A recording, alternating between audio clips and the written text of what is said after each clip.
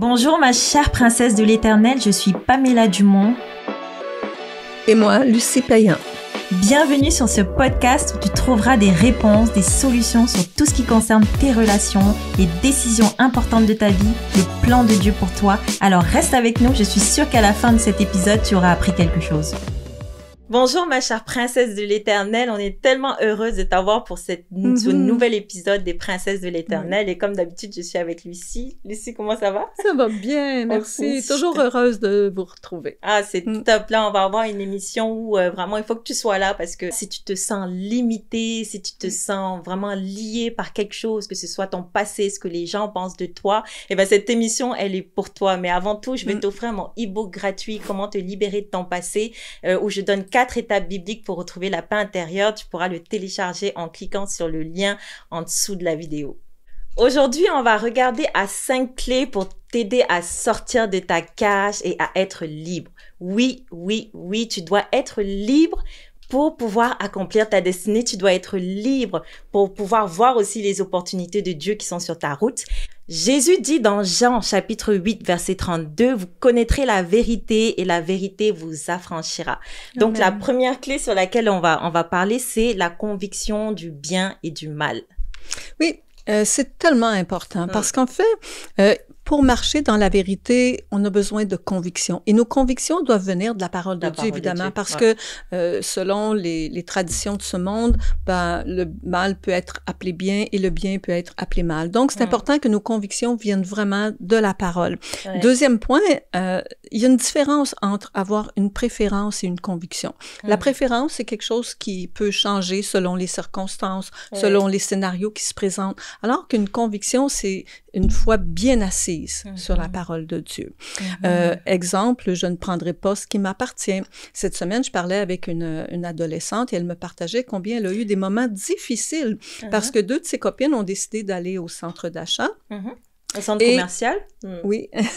Et justement, dans une boutique, les 2 filles ont décidé de prendre un objet et de le glisser discrètement, alors que la demoiselle dit non, moi ça me convient pas, je ne veux pas. Mais elles insistaient tellement, elles faisaient pression sur elle et elle m'a raconté combien ce fut un moment difficile. Mais heureusement qu'elle avait cette conviction-là, je ne prendrai pas ce qui ne m'appartient pas parce que c'est du vol. Donc on voit ici une conscience qui a été renouvelée par la parole, mais aussi qui était ferme, bien ancrée. L'émission que tu regardes en ce moment est rendue possible grâce à des sponsors qu'on appelle les activateurs de destinée. Si tu veux toi aussi nous aider à continuer à diffuser ces émissions pour rejoindre le plus grand nombre, eh bien, tu peux aujourd'hui devenir un activateur de destinée. Tout ce que tu as à faire, c'est d'aller dans le lien qui apparaît dans la description de cette vidéo. De retour à ton émission. Ouais. Donc, c'est sûr que c'est vraiment important donc de chercher en toute chose la sagesse de Dieu.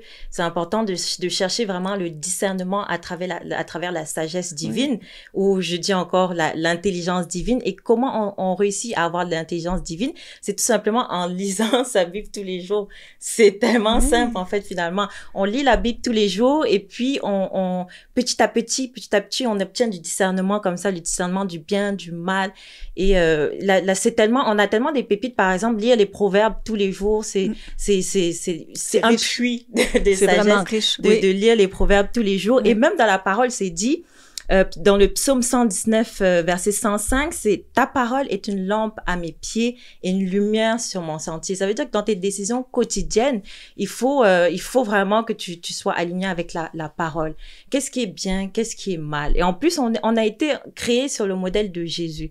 Donc, si on a été créé sur le modèle de Jésus, qui est le modèle parfait, on doit maintenant étudier la vie de Jésus, on doit étudier ses paroles. Qu'est-ce que Jésus disait dans les latitudes? Quelle était l'attitude que Jésus avait? Et là, on aura vraiment une bonne piste pour pouvoir discerner le bien du mal. C'est tellement important, là. Un point aussi, c'est que ça nous évite les pièges, parce que les pièges, il y en a tout le tour de nous.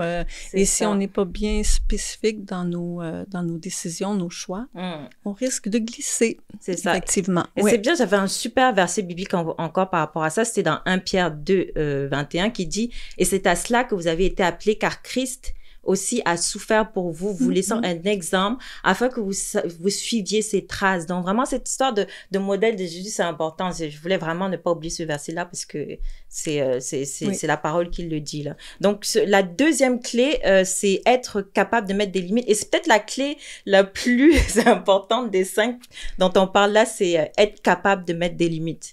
Oui, mettre des limites. En fait, pour vivre pleinement sa liberté, il faut être capable de mettre des limites qui sont claires. Dans le monde physique, c'est facile. On va voir une clôture, on va voir des petits arbustes, il y a des affiches, des panneaux qui vont nous expliquer où ça commence et où ça se termine. Mais lorsqu'on est dans le monde des relations, c'est beaucoup plus subtil. Et ma vie, c'est mon territoire. Donc, c'est important de le considérer car j'en suis responsable. Mettre des limites, ça veut dire je dois suffisamment accorder d'importance à ce que je ressens pour me respecter. Et dès que quelque chose, on le sait tous, hein, dès que quelque chose ne nous convient pas, on ressent un malaise, on n'est pas d'accord. C'est jamais anodin de ressentir un malaise. Et il faut y donner suffisamment d'importance selon sa juste valeur pour être capable de le considérer. Sinon, on va le banaliser, on va le nier, on va juste laisser aller. Et le deuxième point, c'est de le communiquer. Parce que si on ne le communique pas, pour les gens, ça devient comme du consentement. Et ensuite, on n'est pas d'accord avec ce qui arrive, mais en fait, on a donné un faux message en ne disant rien. Donc, c'est vraiment important de bien communiquer ce que l'on ressent. Maintenant, ce qui nous empêche de communiquer généralement, c'est la peur des réactions, la peur de causer du chagrin, de la paix, d'être rejeté. Oui, effectivement. Donc, de perdre l'amour de quelqu'un. Et que ce soit dans les relations ou dans les amitiés, on retrouve le même phénomène. Dernièrement, j'avais un couple en relation qui avait justement un problème de limite. En fait, ils étaient jeunes mariés et la mère de la fille demeurait tout près de chez eux. Et régulièrement, la dame se pointait dans des moments inopportuns et c'était malaisant pour eux parce que, bon, ils partaient pour aller faire des épiceries ou peu importe. Et là, belle-maman arrivait. Elle était là. Et oui, toute heureuse, toute joyeuse. Et ça causait beaucoup de frustration au mari. Donc, c'est normal. Ouais. Et la jeune fille savait pas trop comment faire avec ça parce qu'elle voulait pas perdre l'amour ou l'amitié avec sa mère. Mais de l'autre côté, elle frustrait son mari. Oui, effectivement. Donc, la communication, ben, là, on parle d'un contexte de mari et femme, mais amitié aussi, ça fonctionne, là. Exactement. Et un point aussi que j'aimerais apporter, c'est le fameux triangle. Le triangle SVP. On le retrouve avec différents titres, mais moi, j'aime bien utiliser celui de SVP. Donc, le S représente le sauveur, le V pour la victime et le P pour le persécuteur. Donc, on débute avec le S. C'est la personne la plus gentille, la plus flexible, sensible. Elle veut faire plaisir, elle veut être là pour tout le monde, accommoder tout le monde. Mais à un certain moment, ça devient lourd, c'est difficile. Alors, le S se transforme lentement, mais sûrement vers la victime. Et le V, victime, c'est « Ah, j'ai l'impression qu'on abuse de moi, on profite, on ne me respecte pas suffisamment, on ne m'apprécie pas suffisamment. » Et sur le long, ben, ça va encore plus loin et notre victime se transforme en persécuteur. Et là, c'est le volcan. Donc, elle persécute, elle critique, elle blâme, elle accuse. Et là, évidemment que ça cause, hein? Observe que si on est incapable de mettre des limites qui sont claires pour les autres, évidemment pour nous au départ, ben, ça va prendre quelque chose de très gros pour qu'on réagisse. Et là, c'est un volcan. C'est là qu'on risque de casser les pots. Donc, finalement, notre V se transforme en P pour persécuteur. Et là, ben, c'est on recommence. Oui, c'est ça. Et là, c'est toute l'histoire. Là, j'ai blessé des gens, j'aurais pas dû, je me sens coupable, je me sens honteuse.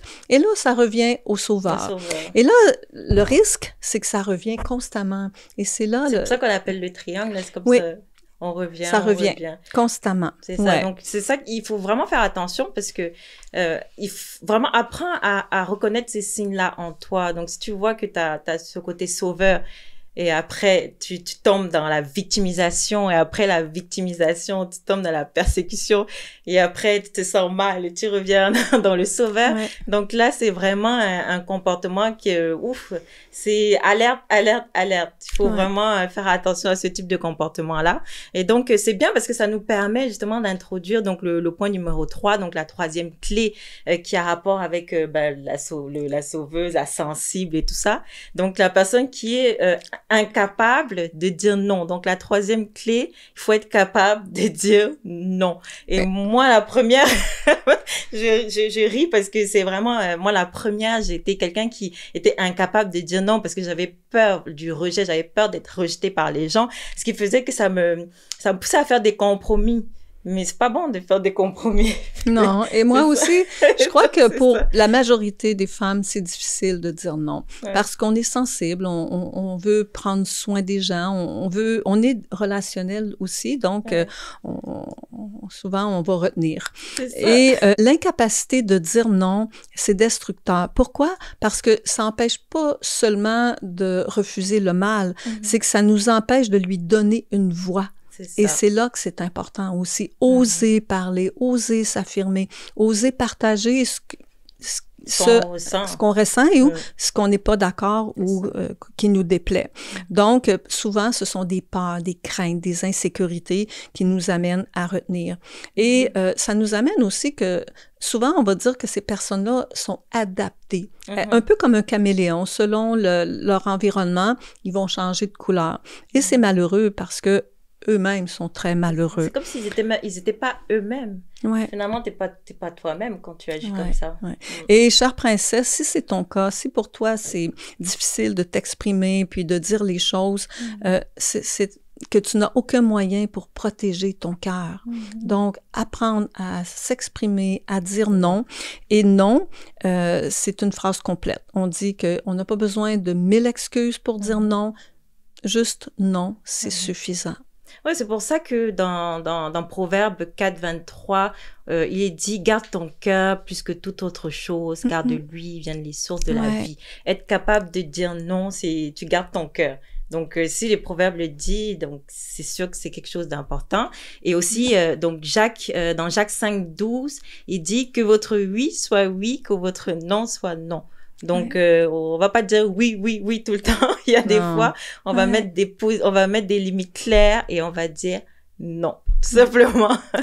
Et j'aimerais peut-être juste ajuster ici, là, je ne parle pas de la capacité de s'adapter. Quand on parle de personnalité adaptée, c'est vraiment que la personne reste muette. Elle n'est pas capable de partager ou de s'exprimer. Parce qu'en fait, avoir la capacité de s'adapter, c'est vraiment important.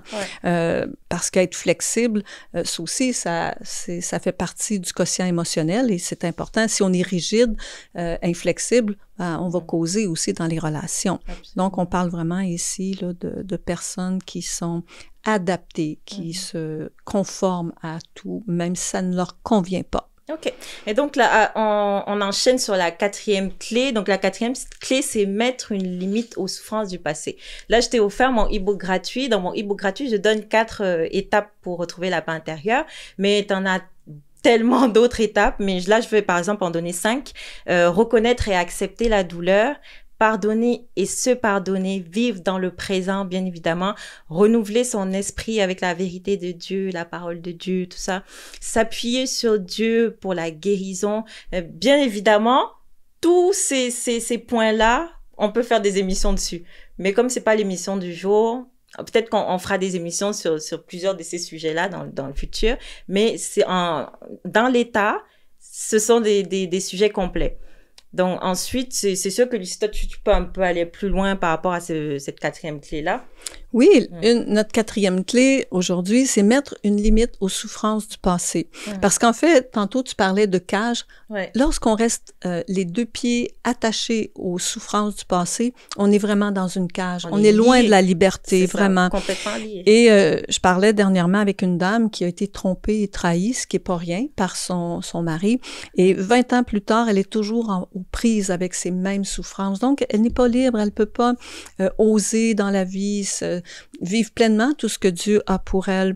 Et si seulement elle pouvait aller chercher l'aide et avoir comme opportunité, des prises de conscience, des solutions pour l'aider, ce serait merveilleux pour elle. Donc, pour être libre, il faut sortir le mauvais de soi pour permettre au bon d'y prendre place. Et une image que j'aime beaucoup, c'est Esther dans la parole de Dieu dans 1 Samuel. C'est une jeune fille qui était orpheline de père et mère et c'est son oncle qui l'a adoptée. Et on n'a pas beaucoup de détails sur la circonstance, mais c'est quand même une histoire sombre. Elle a vécu des moments très difficiles, cette jeune femme-là. Et souvent, notre conclusion, c'est « Dieu ne m'aime pas, Dieu m'a oublié, je suis pas importante ». Et on sombre dans la tristesse et dans les souffrances du passé.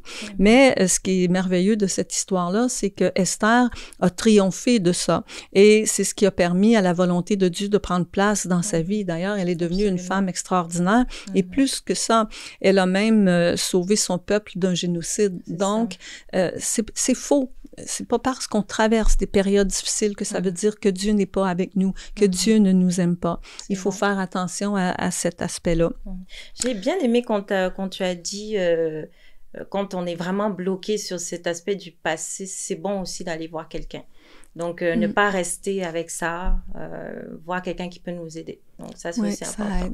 Nourrir un passé de souffrance difficile risque de nous faire courir à notre perte et de nous faire naufrage dans la foi. Absolument. Ouais. Donc, pour finir, on va prendre la 5e clé. Donc, la 5e clé, c'est agir plutôt que réagir. Ah, ça, c'est la chose la plus difficile aujourd'hui. On agit on réagit plus qu'on agit. Donc... Généralement, hein? Donc, réagir, ça signifie de se laisser envahir par l'émotion. Et dans ce contexte-là, il y a des paroles, il y a des attitudes, il y a des comportements qu'on regrette par la suite. Donc, on perd la maîtrise de soi. Mais agir, c'est garder notre situation en main, en bride, et c'est du contrôle. Ici, j'ai un exemple de Abigail qui m'a fait bien sourire quand je l'ai lu dans 1 Samuel. Et c'était une femme qui était mariée à un homme qu'on dit impulsif, méchant. C'est ce qui est décrit dans la parole. Il s'appelait Nabal et il faisait commerce. C'était un homme riche. Et puis, suite à un conflit qui est arrivé avec les hommes de David, Abigail a dû monter puis aller réparer la situation. Et c'était sûrement un long trajet, puisque quand elle revient, son mari a fait le festin, le party dans la maison, et ils sont tous ivres. Et là, ce que la Bible nous relate, c'est que elle ne lui dit aucune chose, ni petite, ni grande, jusqu'à la lumière du matin. Et à la lumière du jour, elle a parlé à son cœur. C'est ça. Wow! Quelle femme en contrôle, sage, prudente. Donc, on sait tous que parler à quelqu'un qui ne veut pas entendre ou qui ne peut pas entendre, c'est perdre son temps. Oui, c'est ça. Et c'est sortir de ses gonds inutilement. Donc, être libre. On sait aussi que dans des périodes de tension ou de colère, on peut dire ou faire des choses qu'on va regretter par la suite et on perd notre liberté. Ça cause. Tandis que cette femme a été vraiment un modèle pour chacune de nous, je crois, de trouver le bon moment pour s'exprimer, partager les choses qu'elle devait régler. Ce qui nous arrive tous à l'occasion d'avoir besoin de faire. Absolument. Oui. Donc, on va conclure. Hein? Donc, on a donné les 5 clés. Qu'est-ce qu'on peut conclure là, par rapport à tout ça? Ben, je pense que chaque soir, c'est important pour prendre conscience. Est-ce que je suis quelqu'un qui a cette facilité-là à mettre des limites? C'est chaque soir, faire un petit examen de conscience, en fait, puis de se demander, aujourd'hui, est-ce que je me suis respectée? Aujourd'hui, est-ce que j'ai pris le temps de m'arrêter sur ce que je ressens vraiment et d'y accorder la valeur qu'elle mérite. Alors, et de l'autre côté aussi, est-ce qu'aujourd'hui, j'ai laissé passer des situations où je n'étais pas d'accord, où j'ai subi, et de prendre le temps de ressentir, soit d'un côté la satisfaction d'avoir parlé, ou de l'autre côté l'insatisfaction et la déception d'avoir manqué une bonne opportunité pour s'exprimer. Alors, c'est ça. C'est un défi pour chacune de nous, je pense, mais en même temps, avec l'aide du Seigneur, avec cette conscience-là de vouloir être cette femme que Dieu veut que nous soyons, je crois qu'il y a des bonnes solutions. Moi, je crois vraiment à la puissance des déclarations. Donc là, chère princesse, toi qui regardes cette vidéo tout de suite, je déclare au nom de Jésus que tu es libre. Et toi aussi, tu peux le mettre dans les commentaires. Amen. Ouais. Je suis libre. Donc là, on croit aux déclarations, on croit au nom de Jésus. On sait que Dieu va agir, peut agir et agit toujours. Et qu'est-ce qu'il faut faire? En faisant après avoir fait ces déclarations-là, mets aussi en application donc ces 5 clés. Parce que au final, on prie, on demande à Dieu et on agit aussi. Donc, on aide le Seigneur en agissant aussi sur nous, sur notre caractère, sur les limites que l'on doit mettre dans notre vie. Donc, c'est super important. Donc, voilà, on arrive à la fin de notre émission. J'espère que t'as vraiment apprécié. N'hésite pas à nous laisser des commentaires. On sera tellement heureux. On apprécie, oui, vraiment. De te répondre et tout ça. Abonne-toi à notre chaîne. Suis-moi sur les réseaux sociaux. Tous les jours, je poste des encouragements, des versets bibliques qui peuvent te bénir. Et si tu as aussi été béni par cette émission, partage-la autour de toi. Et on a vraiment hâte à la prochaine émission. Et on te dit, sois exponentialisé.